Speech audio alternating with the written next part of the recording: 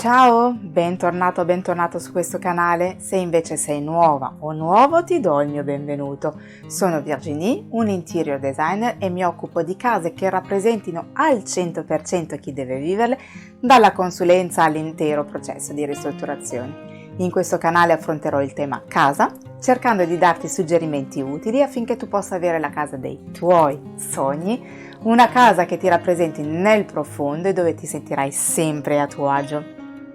Scegliere i pavimenti per la propria casa sembra facile, ma davanti alle tante proposte super accattivanti c'è il rischio di perdersi. A volte si sceglie quello che piace di più senza però avere ben presente tutto il resto. Scegliere i pavimenti va fatto in maniera ponderata, anche perché è una di quelle scelte più definitive e costose. Oggi quindi vorrei condividere alcuni step da seguire per scegliere correttamente i pavimenti di casa tua. Prima di cominciare, come sempre, se ami tutto quello che riguarda l'argomento casa, ricordati di iscriverti al mio canale per avere altre informazioni su questo tema. Metti un bel like al video e partiamo!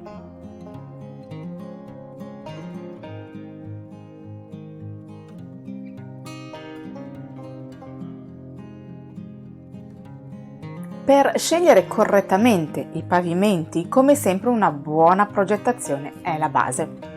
Ci sono poi 4 step più 1 che ti possono aiutare, vediamoli insieme.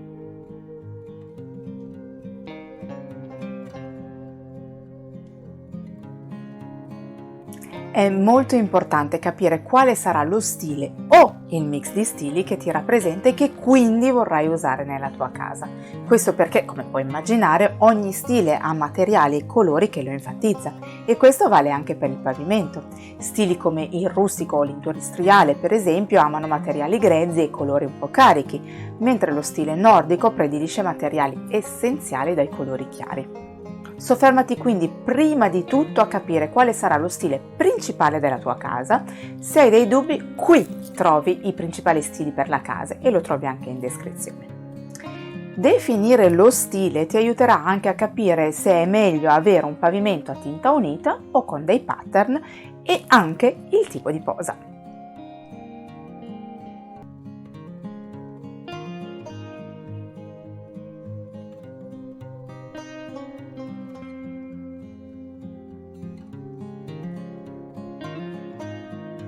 Una volta individuato il tuo stile, prima di scegliere il pavimento è bene creare una palette colori.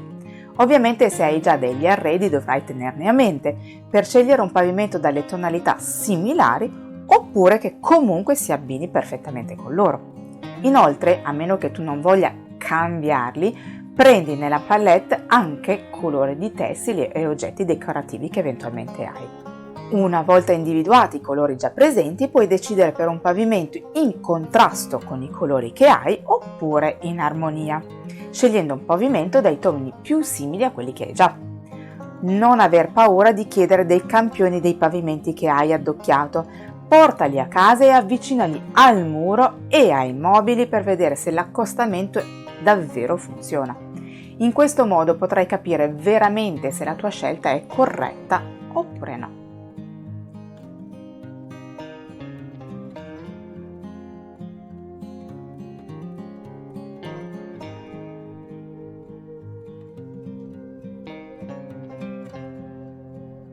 Materiali e colori hanno una resa diversa a seconda della loro esposizione alla luce.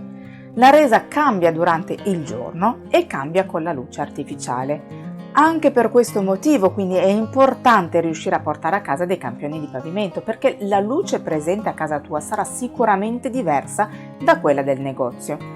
L'illuminazione è importantissima per decidere se prendere pavimenti chiari o scuri, per esempio. Infatti, se la tua casa è molto luminosa, potrai scegliere indifferentemente tra chiari e scuri, ma in caso contrario sarà meglio orientarsi, su tonalità chiare per non appesantire e non rimpicciolire otticamente l'ambiente. Tutto questo naturalmente sempre avendo presente lo stile e la palette colore scelti.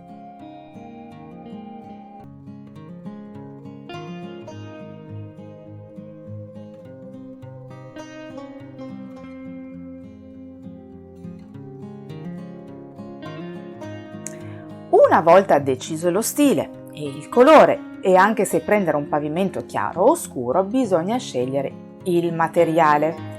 Per fare questa scelta bisogna capire dove e come verrà utilizzato il pavimento. Ci sono infatti materiali più resistenti al calpestio o all'umidità, altre meno, alcune più semplici da pulire e altre più delicate. Come scegliere?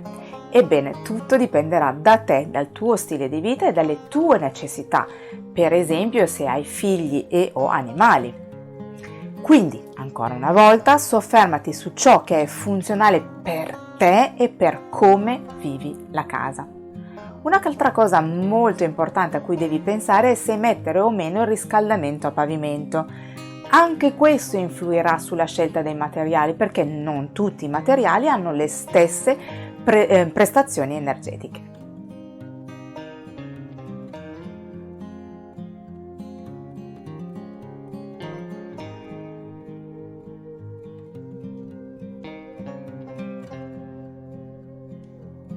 Una volta visti questi 4 step, c'è ancora un'ultima cosa a cui pensare. Pavimento unico in tutta la casa oppure no? Non c'è una risposta giusta o sbagliata, anche qui molto dipenderà da te e dai tuoi gusti.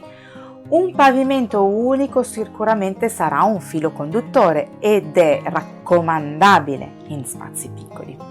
Se, nonostante la casa piccola, vuoi cambiare però, usa pavimenti che non contrastino troppo tra loro, onde evitare di creare dei confini che rimpicciolirebbero otticamente gli ambienti.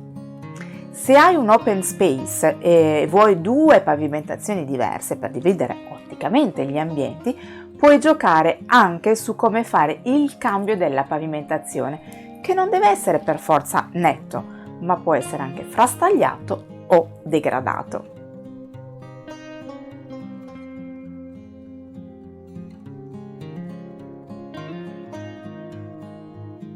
Spero che il video ti sia stato utile e ti sia piaciuto. Nel caso fammelo sapere con un bel like e nei commenti.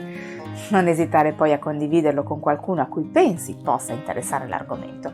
Ne sarò onorata e mi aiuterà a far crescere il canale. Se non l'hai ancora fatto, ricordati di iscrivere al canale e di attivare la campanella, così non ti perderai i prossimi video. A presto! Ciao!